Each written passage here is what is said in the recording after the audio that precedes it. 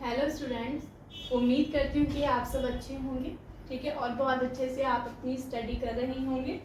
उस दिन हमने क्या पढ़ा था? उस दिन हमने पढ़ाई की थी वर्ग और वर्गमूल की, जो 5.1 यूनिट है 8 की। ठीक है, आज हम उसके आगे के क्वेश्चन सॉल्व करेंगे। लेकिन जिस दिन हमने वो चैप्टर पढ़ा था, आगे के इसके पीछे के जो हमने क्वेश्चन सॉल्व किए थे, तो उससे पहले हमने थोड़ा सा समझा था इस लेसन को कि ये लेसन क्या कह रहा है, क्या चीज़ ऐसी है कि इस लेसन में हमें याद रखनी चाहिए।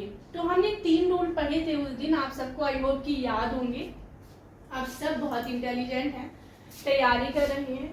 ठीक है, तो उस दिन जो 3 रूल थे वो ये थे, कुछ पूर्ण वर्ग संख्या को लेकर के वो रूल थे, आई होप कि याद हो आपको। जिनमें पहला रूल ये था कि जिन संख्याओं के अंत में या जिन संख्याओं का इकाई का अंक 2, 3, 7 और 8 होता है, वो संख्याएं पूर्ण वर्ग संख्याएं नहीं होती हैं। अगर कोई हमसे क्वेश्चन करे कि पूर्ण वर्ग संख्याओं की पहचान बता दो कि पूर्ण वर्ग संख्याएं क्या होती हैं, तो हम कहेंगे सर जिन संख्याओं के लास्ट में 2, 3, 7 और 8 आए ना, तो वो संख्याएं क्या होती हैं? पूर्ण वर्ग संख्याएं नहीं होती हैं। एक तो हमारा ये रूल था। सेकंड, हमने कुछ शून्यों को लेकर के पढ़ा था एक रूल। वो रूल क्या था? वो ये रूल था कि सर जिन संख्याओं के अंत में शून्यों की संख्या सम हो, तो वो तो क्या होगी? पूर्ण वर्ग संख्या होगी। लेकिन जिन संख्याओं के अंत में शून्यों की संख्या विषम होगी, तो वो संख्याएं पूर्ण वर्ग संख्याएं नहीं होंगी। एक तीसरा क्वेश्चन हमने और पढ़ा था, जो कि हमारे यहाँ अभी हमें बहुत ज्यादा हेल्प करेगा। ये जैसे कि तीसरा क्वेश्चन पढ़ते हैं पहले।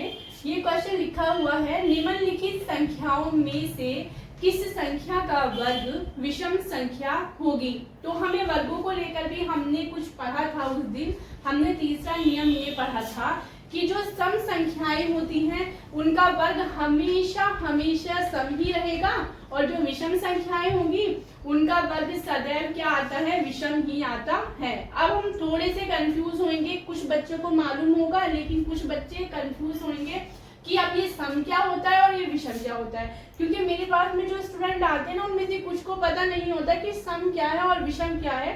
तो यहाँ पे मैं आपको बताती चलूं कि जो सम होता है ना, तो वो संख्याएं हमारी कौन सी होती हैं? वो संख्याएं हमारी होती हैं 0 हो गया, 2 हो गया, 4 हो गया, 6 हो गया और 8 हो गया। ये तो हमारी सम संख्याएं हैं। और विषम संख्याओं में इनके अलावा जो संख्याएं हैं, यानी 1 हो गया हमारे पास में, 3 हो गया, 5, 7 और 9, ये हमारी क्या है? विषम संख्याएं हैं। आप सबको समझ में आ गया होगा, ये हम बहुत पहले की क्लासों में पढ़ते हैं। इससे पीछे की क्लासों में आपने सम और विषम पढ़ा होगा।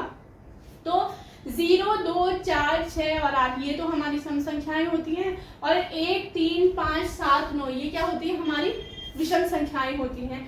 तो सम संख्याओं का योग हमेशा वर्ग हमेशा क्या आएगा? सम ही आएगा, और विषम संख्याओं का वर्ग हमेशा क्या आएगा? विषम ही आएगा। तो चलिए अब क्वेश्चन सॉल्व करते हैं।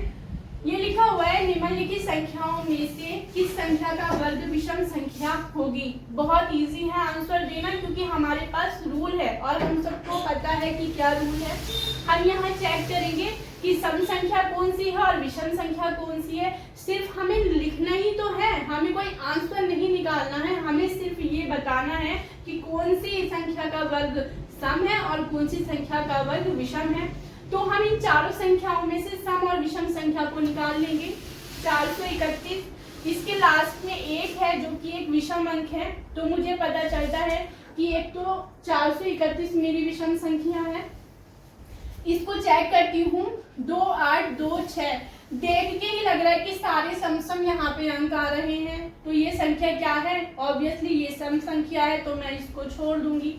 फिर मैंने आगे का देखा, 7, 7, 7, 9, इसमें भी क्या है कि सारे विषम अंक आ रहे हैं। तो ये संख्या क्या होगी? मेरी विषम होगी, और इसका वर्ग भी क्या होगा? विषम ही होगा। आगे की संख्या देखते हैं, 8, 2, 0, 0, 4, सारे ही जो अंक हैं वो सम हैं, तो ये संख्या भी क्या होगी? सम ही होगी, और इस संख्या का जो वर्ग है वो भी क्या रहेगा? सम ही रहेगा। तो यहाँ मैं अपने आंसर में ये लिखूंगी, यहाँ मेरी 2 संख्याएं जो है ना, वो निकल के आ रही है विषम संख्याएं, तो उनका वर्ग भी क्या होगा, विषम संख्या ही होगा। तो मैं यहाँ आंसर इस तरह से लिखूंगी, देखो मैं राइट नहीं कर सकती पर आप लोग समझिए, अगर आप लोग लिख रहे हो तो आप लोग लिख भी लीजिए। आप लोग आंसर राइटिंग ऐसे करेंगे कि 431 और 777 और 9 ये जो संख्या है इसका वर्ग विषम होगा, क्योंकि ये संख्याएं विषम हैं। ठीक है, आपको इस तरह से आंसर राइटिंग करनी है। ठीक है, अब आगे का क्वेश्चन देखते हैं हम लोग। आगे क्वेश्चन नंबर 4 को देखते हैं। ये क्या कह रहा है, ये बोल रहा है कि निम्न प्रतिरूप का अवलोकन कीजिए और रिक्त स्थानों को भरिए। ये कह रहा है कि ये जो मैंने प्रतिरूप दिया हुआ है ना आपको क्वेश्चन, इसको आप देखिए, अच्छे से समझिए कि क्या किया हुआ है, और फिर जो खाली जगह दी है उनको आप भर लीजिए। ठीक है, अब आगे हम देखते, सिर्फ हमें देखना है, इसका कोई रूल नहीं है, कोई इसका स्ट्रक्चर नहीं है कि आपको बता दिया जाए, या कोई सूत्र नहीं है कि आपको लिखवा दिया जाए कि आप लोग याद कर लीजिए। इसको देखने से ही आपको इसका आंसर पता चल जाएगा। ठीक है, कभी भी ऐसे क्वेश्चन आए तो आपको क्या करना है, सिर्फ उनको देखना है कि वो क्या कहानी बना रहे हैं, किस तरह से हो रहे हैं, किस तरह से सॉल्व हो रहे हैं। ठीक है, तो आप अपना आंसर अपने आप ही निकाल लोगे। हमें सामने दिया हुआ है 11 की स्क्वायर दी हुई है, यहाँ 101 की स्क्वायर दी हुई है, यहाँ पे 1001 की, उसी तरह आगे आगे हमें क्या दिया हुआ है, स्क्वायर दी हुई है। तो देखिए यहाँ पे क्या किया, 11 की स्क्वायर तो हमें पता है, वर्ग पता है कि क्या होता है, ऑब्वियसली 121 होता है, ये तो हम इजीली निकाल लेंगे। ठीक है, लेकिन 101 बहुत लंबा हो जाएगा। ठीक है, तो यहाँ देखिए क्या किया हुआ है उसने, कुछ वो इस तरह से इन सब चीजों को निकाल रहा है कि हम इसको देखते 11 को, उसने किया 1, फिर 1 और 1 को दोनों को जोड़ दिया 2, फिर उसने वापस से यहाँ 1 लगा दिया, 121 बन गया। नेक्स्ट देखेंगे क्या यही सारी चीजें सही इस तरह से हो जाएंगी। यहाँ 101 मैं फिर करके देखती हूँ, 1 और 1 कितना है, ये 2 है। ठीक है, तो पहले मैंने 1 लगाया, ठीक है, फिर मैंने इन दोनों को जोड़ के 2 लगा दिया, फिर मैंने वापस से पीछे वाला 1 भी लगा दिया। ठीक है, ये लगाया। अब मैं क्या करूंगी, इनके बीच में ये 0 भी पड़ा हुआ है।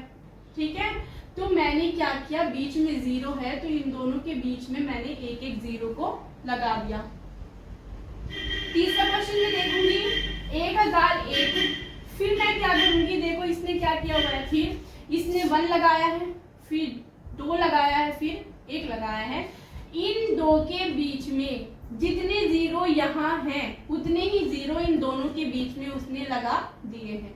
यहाँ पे उसने 2 0 लगा दिए, यहाँ 2 0 लगा दिए, यहाँ फिर यहाँ, ये उसने सॉल्व कर दिया। ठीक है, उसी तरह से हम अपना अगला क्वेश्चन करेंगे। हम देखेंगे पहले 0 को, कितने 0 हैं, 4 0 हैं जी। उसने वही क्वेश्चन किया, 1 लगाया यहाँ पे, यहाँ 2 लगाया, यहाँ फिर 1 लगाया। तो कॉमन सेंस से ये तो अगर यहाँ पे 4 0 हैं तो इसके भी आगे मैं 4 0 लगा दूंगी, और यहाँ 4 0 हैं तो यहाँ पर भी मैं क्या कर दूंगी, 4 0 लगा दूंगी, जैसा कि पहले के क्वेश्चन में होता चला आ रहा है। यहाँ 2 0 हैं, उसने यहाँ 2 0 लगाए थे दोनों के आगे पीछे, यहाँ 1 0 है, यहाँ उसने दोनों के आगे पीछे 1 0 लगाया था। यहाँ कोई 0 ही नहीं है तो यहाँ उसने कोई 0 लगाया ही नहीं है। ठीक है, आगे का क्वेश्चन हम करते हैं, फिर यहाँ हम 0 देखेंगे कितने हैं, लेकिन हम उससे पहले वही वाली चीजें लिख लेते हैं जो वो हमेशा लिखता है, लिखने वाला 1 2 1। ठीक है, ये लिख लिया। अब हम इसमें 0 को काउंट करेंगे, 1 2 3 4 5 6 0 हैं, तो चलो जी लगा दो 6 0 5 6, फिर वही पीछे भी 2 6 0 5 और 6। ठीक है, ये हमारा क्या हो गया, आंसर आ गया। इसके लिए कोई रूल रेगुलेशन नहीं था, इसको सिर्फ देख के ही सॉल्व करना था। ठीक है, अब हम नेक्स्ट क्वेश्चन करते हैं, क्वेश्चन नंबर 5। सेम ही क्वेश्चन है, वो भी उसमें भी कोई किंतु परंतु नहीं है, वही सेम राइटिंग थी उसकी भी कि निम्न प्रतिरूप का अवलोकन कीजिए और रिक्त स्थान भरिए। बस मैंने लिखा नहीं है यहाँ पर, ठीक है, डैश डैश कर दिया, बाकी वो यही लाइन थी और यही सब कुछ ऐसे हमें निकालना है। लेकिन हमें सिर्फ उसका क्या करना है, तरीका देखना है कि वो कौन से तरीके से सवालों को सॉल्व कर रहा है। देखिए उसने 11 लिया, 11 की स्क्वायर, फिर वही 1 2 1 उसने कर दिया, ठीक है। फिर उसने क्या लिया, 101 लिया, 1 2 1 लगा दिया, बीच में 0 0 पुट कर दिया उसने। लेकिन अब क्या क्या, ये तो सिर्फ 2 की ही बात थी। अब हम तीसरे की बात करते, 1 2 3, हमारे पास में क्या आ गया, 3 आ गया। तो हम क्या करेंगे, उसने ये कैसे कहानी बनाई, उसने ये 3 है ना हमारे पास में 1 1 1, 3 है 1 1 1, तो उसने क्या किया, 10 लगाया, फिर 20 लगाया, फिर 30 लगाया, क्योंकि 3 1 थे, ठीक है, 30 लगाया। फिर उसके बाद में वापस से रिवर्स कर दिया उसने, फिर 20 लगाया, और 20 के बाद में फिर सीधा 1 ही लगाना है, 10 तक नहीं आना है। समझ में आ गया। जो उसने यहाँ कहानी की है वही बता रही हूँ। नेक्स्ट क्वेश्चन को हम लोग सॉल्व करेंगे।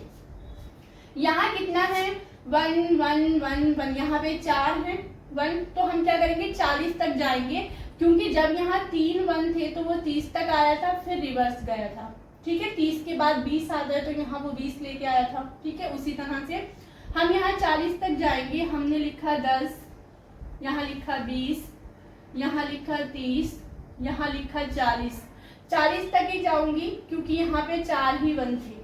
अब मैं क्या करूंगी, वापस बैक आऊंगी, 40 के बाद में 30 आता है, और 30 के बाद में 20 आता है, फिर मुझे यहाँ 1 लगा देना है। आप कहोगे मैडम 10 तक क्यों नहीं आए, 10 भी तो था।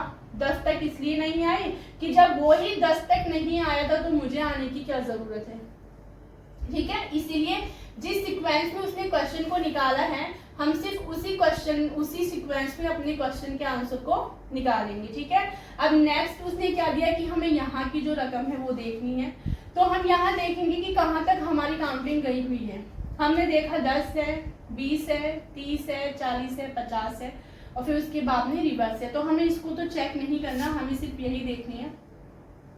जब यहाँ 4 1 थे तो वो 40 तक लेके गया था, यहाँ 50 तक लेके गया है, तो कितने 1 होंगे, 5 होंगे। लेकिन उनके बीच में क्या होगा, 0 भी पुट होगा, ठीक है। ये हमारा क्या बन गया, आंसर बन गया, ठीक है। आई होप कि आप सब लोगों को समझ में आ गया होगा। इससे आगे की जो वीडियो है, आगे के जो क्वेश्चन है वो मैं अगली वीडियो में आपको दूंगी, ठीक है। आई होप कि आप सबको समझ में आया है, और अगर आपको समझ में नहीं भी आया है तो प्लीज आप मुझे कमेंट कीजिए, वीडियो को लाइक, सब्सक्राइब और शेयर कीजिए। Thank you so much.